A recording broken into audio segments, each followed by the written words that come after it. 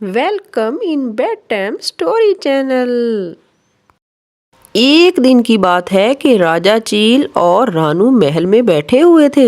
राजा चील जंगल के बारे में गुफ्तगू कर रहे थे कि इतने में वहाँ पर कालू कौवा आ जाता है। महाराज, मेरा फैसला कीजिए, वो मीलू कबूतर मेरे पैसे ले गया है और वापस ही नहीं कर पा रहा। मेरी मदद कीजिए सरकार।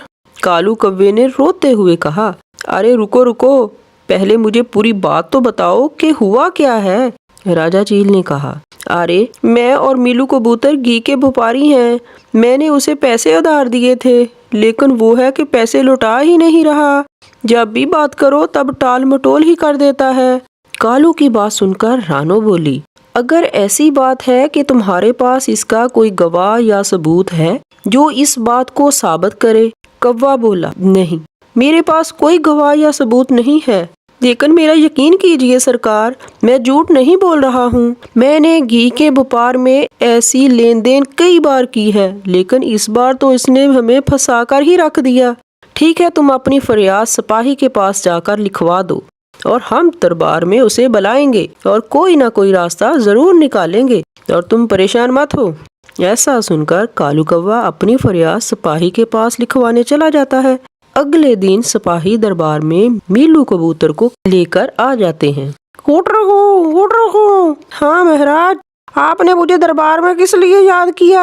आपके खिलाफ हमारे पास फरियाद आई हुई है मीलू कबूतर। क्या? ऐसा हो ही नहीं सकता, क्योंकि मैंने ऐसा कुछ किया ही नहीं। सरकार, कबूतर की बात सुनकर रानो बोली, रुकिए, मैं आपको बताती हूँ। ये कहकर रानो फरियाद की पूरे दरबार में सुना देती है। ये सुनकर मीलू कबूतर हैरत में पड़ जाता है। उठ रहो। अरे बादशाह सलामत, ये दुनिया कैसी हो गई है? किसी पर भरोसा करें और किस पर नहीं, समझ ही नहीं आता। कबूतर की बात सुनकर मीनू मासी बोली, क्या मतलब? तूने कालू कौवे के पैसे नहीं देने? उठ रहो। कैसे पैसे? मैंने एक पाई तक नहीं ली उससे। रानो बोली, अरे तुम कहना क्या चाहते हो? क्या कालू कौवा झूठ बोल रहा है और वो झूठी फरियाद लिखवा कर गया है? उठ रहो। और नहीं तो क्या, वो मुझसे जलता है। मेरा व्यापार बहुत अच्छा चल रहा है इसलिए, लेकिन उसका व्यापार कुछ खास नहीं है। वो मेरी भी दुकान बंद करवाना चाहता है, इसलिए उसने ये झूठ बोला है। ये सुनकर रानो बोली, क्या सच में तूने उससे कोई पैसे नहीं देने? जी नहीं, मैंने उसका 1 रुपया भी नहीं लिया। अगर मैंने उससे पैसे लिए होते तो उसके पास कोई सबूत या गवाह तो मौजूद होते। सबूत है उसके पास? रानो बोली, नहीं, कौवे ने कहा था मेरे पास कोई गवाह या सबूत नहीं है। उठ रहो। फिर तो आपको पता चल ही गया होगा कि वो झूठ बोल रहा है। ऐसा सुनकर दरबार में मौजूद सारे परिंदे और राजा चील कबूतर की बात पर यकीन कर लेते हैं। लेकिन रानो को अभी भी कुछ गड़बड़ लग रहा था, लेकिन सबूत ना होने की वजह से वो किसी से कुछ नहीं कह पा रही थी। हूँ महाराज, मामला बिल्कुल साफ है। ये कालू कौवा झूठ बोल रहा है और मीलू कबूतर को फंसाना चाहता है, और कुछ नहीं। उठ रहो। जी महाराज, मीनू मासी बिल्कुल ठीक कह रही हैं। मैं तो बिल्कुल सच्चा हूँ। सजा तो उस कालू कौवे को मिलनी चाहिए झूठ बोलने की। सारी बातें सुनकर राजा चील सोच में पड़ जाते हैं और अपना फैसला सुनाते हैं। कोई बात नहीं, अब तुम जा सकते हो। अगर कोई और बात होगी तो हम तुम्हें दोबारा दरबार में बुला लेंगे। ऐसा बोलकर मीलू कबूतर अपने घर की तरफ निकल जाता है। देखते देखते 2-3 महीने निकल जाते हैं। एक दिन रानो 2 घी के मटके खरीद कर ले आई। दोनों 5-5 किलो के मटके थे।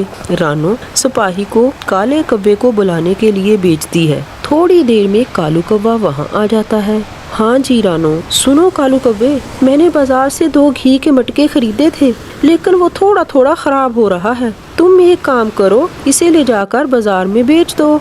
अपने नफे के पैसे रखकर बाकी तुम मुझे दे देना। ठीक है? ठीक है, जैसे आपकी मर्जी, काला कौवा बोला। लाइए वो मटका मुझे दीजिए। ऐसा बोलकर कालू कौवा मटका वहाँ से लेकर जाने लगता है। जैसे ही वो जाता है तो रानो सिपाही से कबूतर को बुलाने के लिए बोलती है, और मीलू कबूतर के आने पर रानू ने जो कुछ भी कालू कौवे से कहा था वो सब कुछ मीलू कबूतर को कह दिया। میلو کبوتر بھی دوسرا مٹکا لے کر اپنے گھر کی طرف نکل جاتا ہے۔ کالو کوا گھر آتے ہی گھی کو گرم کرنے کے لیے اسے دوسرے برتن میں ڈالنے لگتا ہے تو اسے اس میں سے ایک سونے کا سکہ دکھائی دینے لگتا ہے۔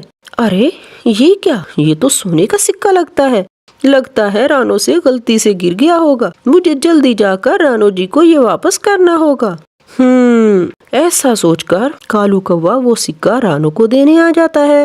ارے یہ لیجیے آپ کا سونے کا سکہ، لگتا ہے غلطی سے مٹکے میں گر گیا تھا، میں آپ کو اسے لوٹانے آیا ہوں۔ ایسا دیکھ کر رانو کو کالو کی ایمانداری کا پتہ چل جاتا ہے۔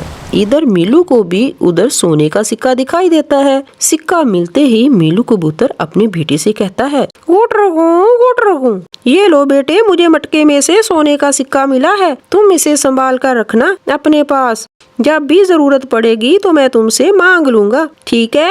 اب دوسرے دن کالو گھی کا مٹکا بیچ کر وہ پیسے رانو کو دینے آ جاتا ہے اور پیسے دے کر واپس اپنے گھر کی طرف نکل جاتا ہے۔ وہیں میلو کبوتر بھی پیسے دینے کے لیے رانو کے پاس آتا ہے۔ گٹ رہو، یہ لو پورے 5 کلو گھی کے پیسے۔ 5 کلو نہیں، وہ گھی پورے 9 کلو تھا اور تم کو کوئی بھول ہوئی ہوگی۔ ہیں؟ نہیں، میں نے خود اپنے گھر گھی کو اپنے بیٹے کے سامنے تولا تھا، مجھ سے کوئی غلطی نہیں ہوئی ہے، بالکل نہیں۔ ایسا ہے تو ابھی تم یہاں رکو، میں سپاہی سے پوچھ کر آتی ہوں۔ یہ بول کر رانو سپاہی کے پاس آ جاتی ہے۔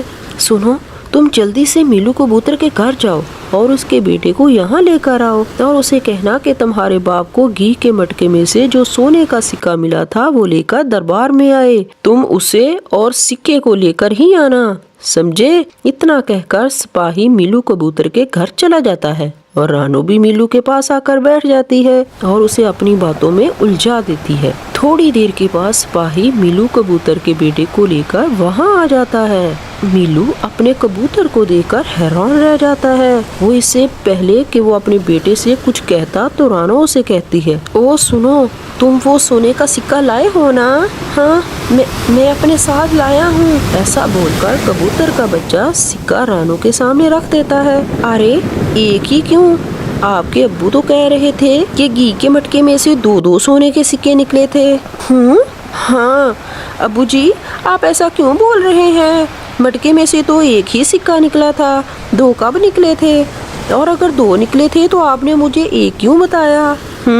ایسا سن کر میلو کبوتر بہت گھبرا جاتا ہے اور اسے لگتا ہے کہ اب تو اس کی چوری پکڑی ہی جائے گی۔ گٹ رہو، ارے یہ تم کیا بول رہے ہو بیٹا؟ کون سا سونے کا سکہ کون سے مٹکے میں سے نکلا؟ تم بھی اچھا مذاق کرتے ہو بیٹا۔ نہیں ابو جی، میں مذاق تھوڑی کر رہا ہوں۔ ارے اس دن جب آپ گھی گرم کر رہے تھے تو آپ کو سونے کا سکہ ملا تھا، یاد ہے نا؟ اور آپ نے ہی تو کہا تھا کہ اس سونے کے سکے کو سنبھال کر رکھنا، مجھے ضرورت پڑے گی تو میں مانگ لوں گا، اور آج آپ ہی نے تو سونے کے سکے کے ساتھ مجھے یہاں بلوایا ہے نا؟ ارے نہیں، میں نے تھوڑی آپ کو یہاں بلوایا ہے، کیسی باتیں کر رہے ہو تم؟ یہ سن کر رانو بولی، بس کرو میلو کبوتر، کتنا جھوٹ بولو گے؟ بچے معصوم ہوتے ہیں، وہ کبھی جھوٹ نہیں بولتے۔